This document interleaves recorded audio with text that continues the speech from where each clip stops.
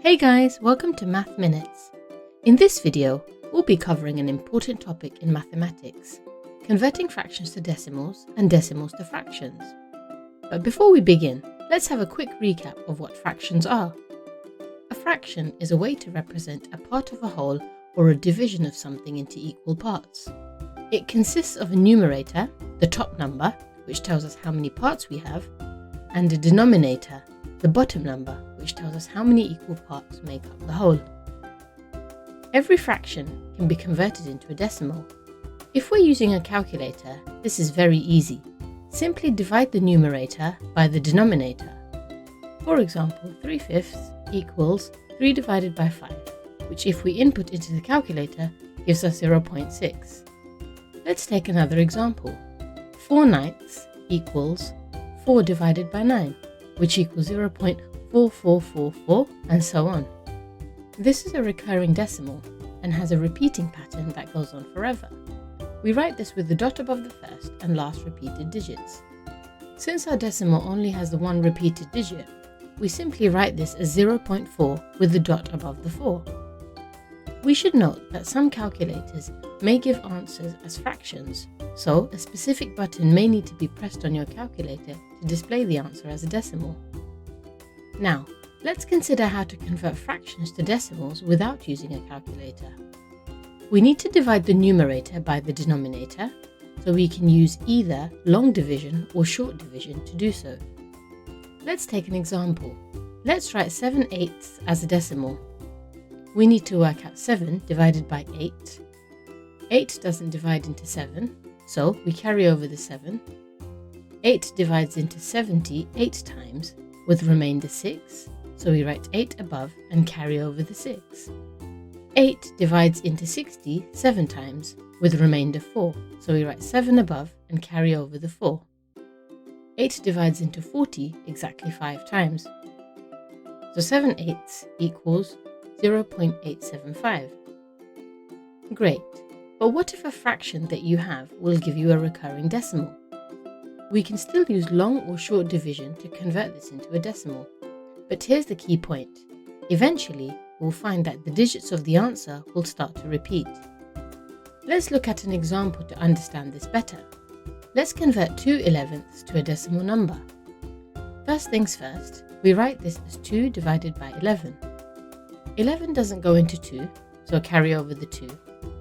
11 goes into 20 once, with remainder 9, so we write 1 above and carry the 9. 11 goes into 90 8 times, with remainder 2, so we write 8 above and carry the 2. 11 goes into 20 once, with remainder 9. 11 goes into 90 8 times, with remainder 2. So we can see that the digits of the answer and the remainders are repeating. Note that once the remainders start to repeat, you can be sure that you've found the whole pattern. Let's mark the start and end of the repeating pattern. So we can write 2/11 as 0.18 recurring. Now, let's explore the reverse process, converting decimals to fractions. A terminating decimal, that is, a decimal number that has a fixed number of digits, is simple enough to convert. First, write it as a fraction with the decimal part as the numerator. Then, for the denominator, choose a power of 10 that corresponds to the number of decimal places. So that is, the denominator should have the same number of zeros in it as the number of decimal places. Let's use an example to demonstrate this. Let's write 0.125 as a fraction. The first step is to put the decimal part as the numerator, so we write 125 above the line. Then, for the denominator, we see that the number of decimal places 0.125 has is 3, so our denominator should have 3 zeros and is 10 to the power of 3, which equals 1,000. So 0.125 equals 125 over 1,000. Don't forget that we can simplify the fraction. 0.125 can be written as 1/8. Now, let's talk about how to convert recurring decimals into fractions. This is a bit harder, and we need to use some algebra, but the general process has the following steps. First, we label the recurring decimal a letter, for instance r. Then we multiply r by a power of 10 that corresponds to the number of digits in the repeating group. In other words, we multiply r by 10, 100, 1000, etc. to shift one part of the repeating pattern to the left of the decimal point. The next step is to subtract r from this number to get rid of the decimal part. The result would be multiple of r equals whole number.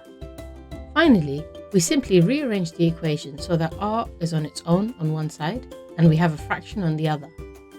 Let's understand this process better with an example and convert the recurring decimal 0.3333 and so on into a fraction. We'll first let the letter r represent the decimal, so r equals 0.33 recurring. Now, since there is only one digit that repeats in the decimal, we multiply r by 10 to the power of 1, which equals 10. So 10r equals 3.3 recurring. As you can see, we have moved one part of the repeating pattern to the left of the decimal point. The third step is to subtract r from this number. So 10r minus r equals 3.3 recurring minus 0.3 recurring. That is 9r equals 3. We rearrange this equation so that r is on its own. r equals 3 over 9, which equals 1/3. Perfect. But what if the recurring pattern doesn't repeat right after the decimal point? For these decimals, we need to add another step to the process right near the beginning. Multiply the decimal by a power of 10 so that the repeating pattern starts immediately after the decimal point. Then we should subtract by this number in the third, or in this case, fourth step, instead of just r. For instance, suppose we wanted to convert the recurring decimal 0.24545 and so on into a fraction. Let's let r equal 0.24545 recurring. In this case, we must then multiply r by 10 to ensure that the repeating pattern starts right after the decimal point.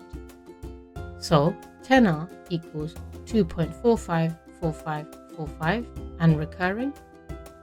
Now, since there are two digits that repeat in the decimal, we multiply 10r by 10 to the power of 2, which equals 100, to shift one part of the repeating pattern to the left of the decimal point. 1000r equals 245.4545 and recurring.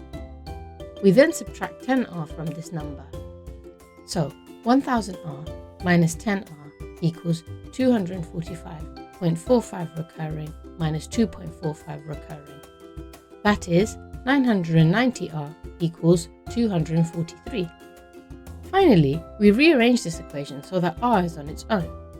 r equals 243 over 990, which we simplify to 27 over 110. And that's it for this video. But before we wrap up, one key point to take away is always to simplify your fractions to the lowest terms. Feel free to leave any questions or topics you'd like us to cover in the comments below. Don't forget to like, subscribe and hit the notification bell to stay updated with our math tutorials.